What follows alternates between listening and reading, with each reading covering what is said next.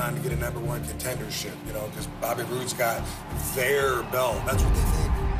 Big time win for Rob Van Dam. Look at that, man, the #1 contender for the World Heavyweight title. RVD moving on to Sacrifice. He will face Bobby Roode for the World Heavyweight title on May the 13th.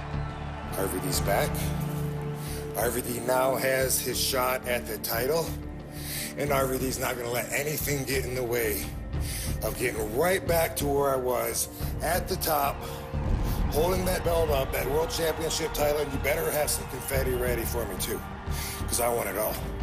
And I'm going to keep it. Obviously, Rob Van Dam proved himself in the #1 contenders match against Mr. Anderson and Jeff Hardy. He won the match, so therefore he gets to face the champ.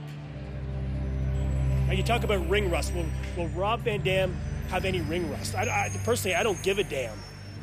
I'm prepared for the Rob Van Dam that I knew, the guy that was a world champion. I know what Rob's capable of. I just hope Rob knows what I'm capable of. When I go into that match, a Sacrifice with Bobby Roode, I'm going in there to beat him so I can get my championship belt back. That's what I want. That's what the fans want. That's what the entire business needs. RVD's top guy. He deserves to be on top. Look at everybody else, and then look at this. Rob Van Dam. Need I say more?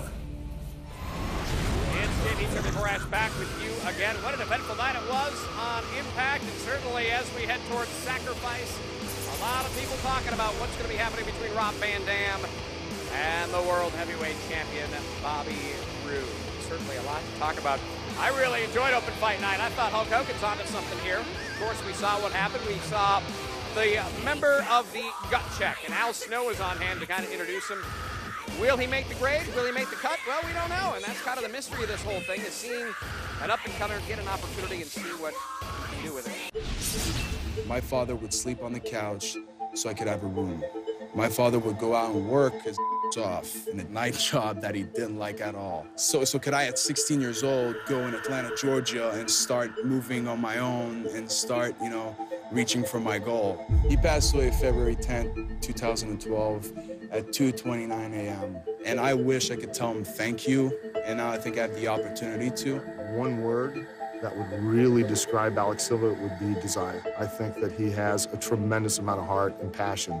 He is going to take this opportunity and do everything he can to make the most of it. And that's what we're going to look for. OVW, the first time I ever went there, I became the youngest TV champion in the history of the company. I defeated one of the top guys in OVW, and nobody had no idea who I was. Wherever I go, every time I have an opportunity, I make sure I take it. That's who I am. I never give up.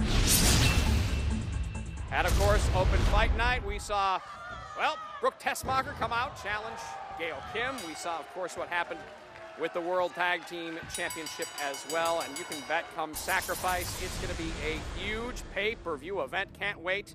And especially with Rob Van Dam challenging Bobby Roode for the World Heavyweight Championship. Things are going to be explosive, no question about it. I want to bring in my good friend, Mr. Garrett Bischoff. Hey, we're a pretty good tag team out there, huh? You know, baby, you never know.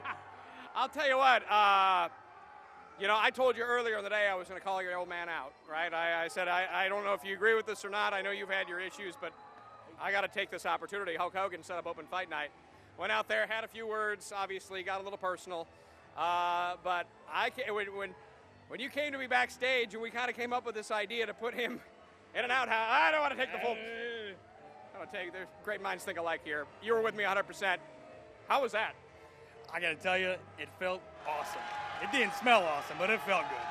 It smelled horrible. I mean, I got to be honest, that's like 2 days worth of Universal Park guests in that toilet.